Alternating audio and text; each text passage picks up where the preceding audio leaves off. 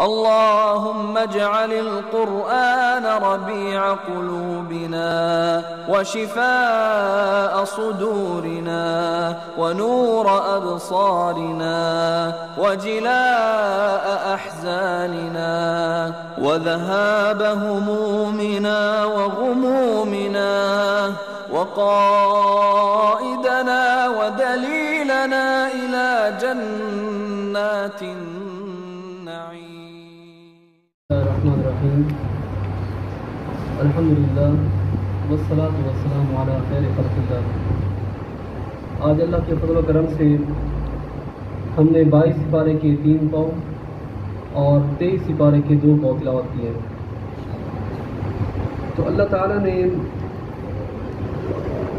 اس منظر میں جو احکامات ارشاد فرمائے اس میں سے ایک واقعہ بیان کیا سورۃ یاسین میں.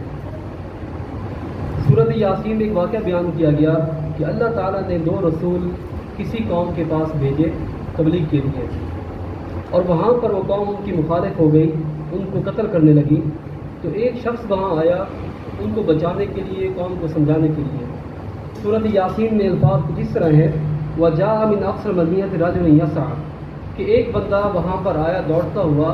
اس نے آ کر قوم کو سمجھایا کہ اے قوم، یہ اللہ کے بھیجے ہوئے رسول ہیں، تم ان کو قتل نہ کرو، بلکہ جو بات یہ کہتے ہیں ان کی بات پر عمل کرو، کیونکہ تم سے کوئی معاوضہ، کوئی اجرت طلب بھی نہیں کر رہے. لیکن قوم نے ان کی بات کو نہ مانا اور ان رسولوں کو بھی قتل کر دیا، اور جو بندہ ان کو سمجھانے آیا تھا اس کو بھی قتل کر دیا.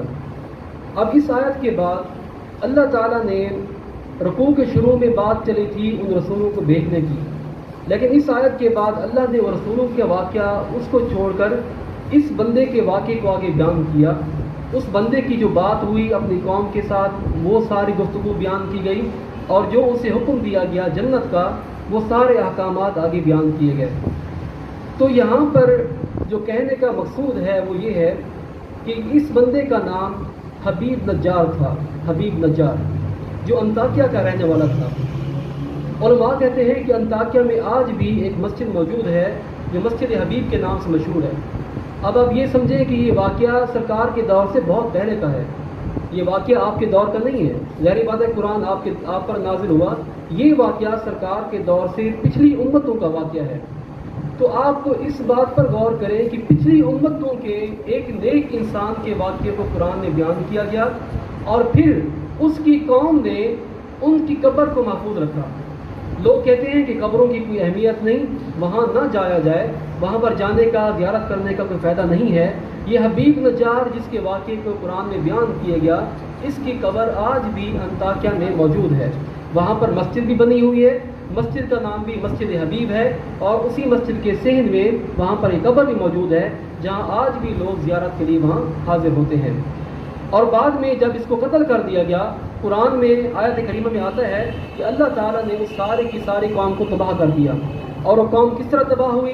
کہتے ہیں کہ حضرت جبرائیل اس بستی میں آئے اور انہوں نے ایک چیخ ماری، تو حضرت جبرائیل کی چیخ سے یعنی اور کوئی عذاب ان پر نازل نہیں ہوا، اسی چیخ سے ساری قوم جو تھی ان پر ہلاکت کاری ہو گئی، وہ مر گئی. اب یہاں پر یہ دیکھیں کہ اس قوم نے اللہ کے ایک پیارے بندے کے ساتھ دشمنی کی تھی، اور اللہ نے جو فرمایا کہ من عاد علی ولی فقد آذنتہ بالحرب، کہ جس نے میرے ولی کے ساتھ دشمنی کی تو میں اس کے ساتھ اعلان جنگ کرتا ہوں. تو اللہ تعالیٰ نے اس پیارے بندے کو مارنے کے بدلے میں اس پوری کی پوری قوم کو ہلاک کر دیا. تو سورۃ یاسین میں ایک اور آیت کریمہ ہے وَنَكْتُبُ مَا قَدَّمُوا وَآثَارَهُمْ. اللہ تعالیٰ فرماتے ہیں کہ ہم انسان جو کچھ بھی کرتا ہے، نیک اعمال ہیں، برے اعمال ہیں، ہم وہ لکھ لیتے ہیں. ما قدم سے مراد ہے جو اس نے کام کر کے آگے بھیج دیے، چاہے برے ہیں چاہے وہ اچھے کام ہیں. اور آثارہم سے مراد یہ ہے جو وہ پیچھے چھوڑ کر آیا مرنے کے بعد. اب اس سے مراد یہ ہے کہ انسان دنیا میں جو کام کرتا ہے، مثلا آپ نے مسجد تعمیر کی، کوئی نیکی کا کام کیا، واٹر پمپ لگا دیا، جب آپ مر جاتے ہیں تو مرنے کے بعد جب تک وہ مسجد قائم ہے، آپ کا نیکی کا وہ کیا ہوا کام جب تک باقی ہے وہ آپ کے آثار میں سے ہے. اللہ تعالیٰ اس کا اجر آپ کے کھاتے میں لکھتا رہے گا. اور اسی طرح اگر آپ برا کام کر کے چھوڑتے ہیں، کوئی چھوٹی سی برائی بھی ہے، اگر آپ دنیا میں کر کے چھوڑتے ہیں وہ برائی جب تک چلتی رہے گی. آپ نے کوئی بری چیز بنا دی, آپ نے کوئی جوا خانہ بنا دیا, کوئی مے خانہ بنا دیا, کوئی بھی ایسی چیز بنا دی, وہ جب تک آپ مر جائیں جب تک وہ چلتی رہے گی. آپ کے مرنے کے بعد بھی اس کے جو گناہ ہے وہ آپ کے کھاتے میں لکھا جائے گا. یہ آیت کریمہ نازل ہوئی تھی بنو سلمہ کے بارے میں. بنو سلمہ سرکار کے دور میں مدینے میں ہی ایک قبیلہ تھا, تو ان کا ارادہ یہ تھا کہ ہم مسجد نبوی کے قریب آ جائیں. تو یہ وہاں سے اپنی جگہوں کو, اپنے مکانوں کو چھوڑ کر یہ مسجد نبوی کے قریب آنا چاہ رہے تھے.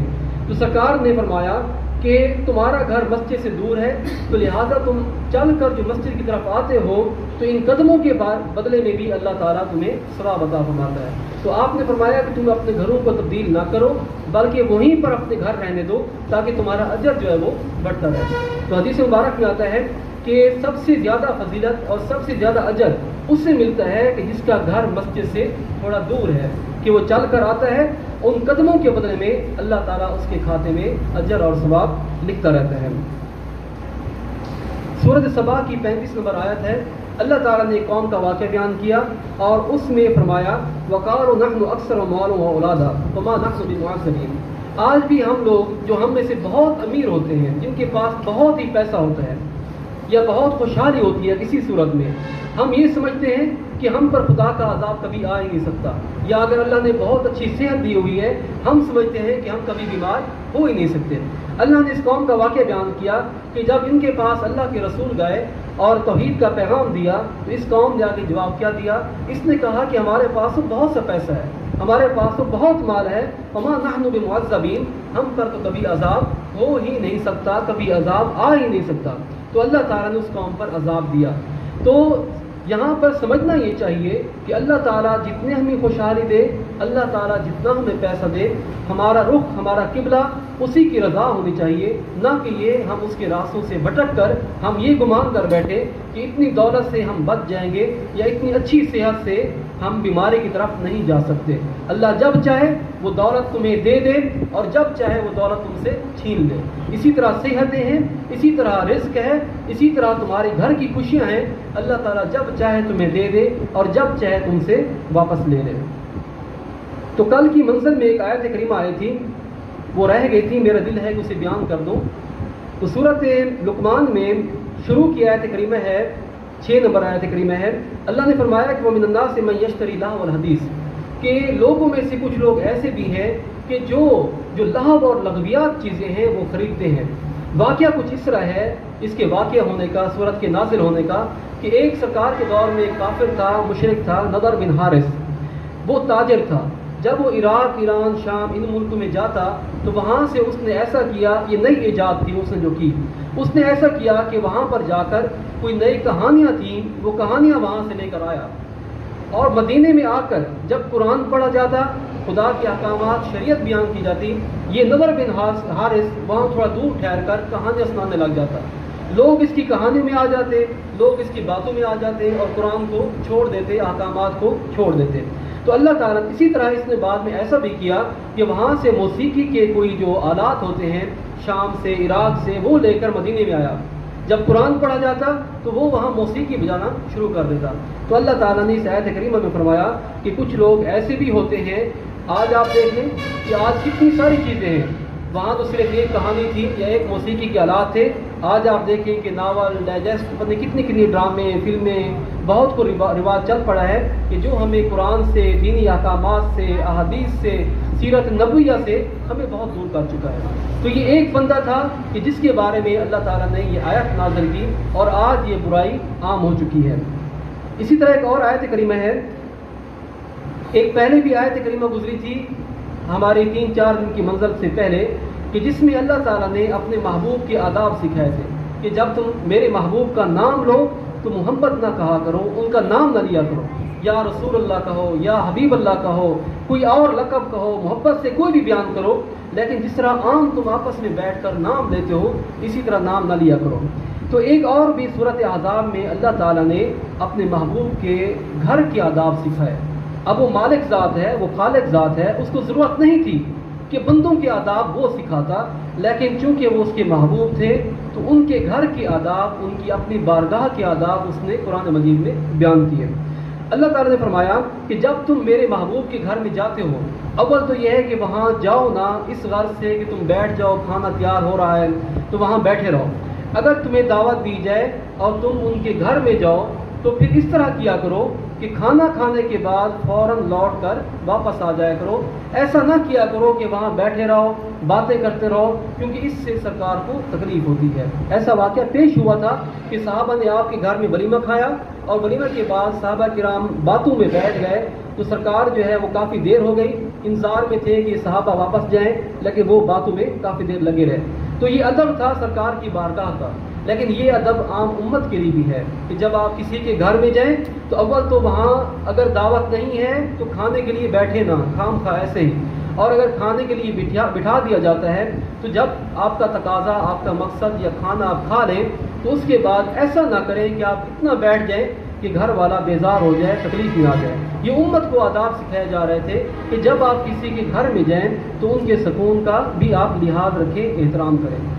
تو اللہ تعالیٰ سے دعا ہے کہ اللہ تعالیٰ ہمیں اپنے قرآن کا فہم نصیب کرے، اللہ تعالیٰ ہمیں شریعت پر عمل کی توفیق عطا فرمائے۔ وآخر دعوانا ان الحمد للہ رب العالمین۔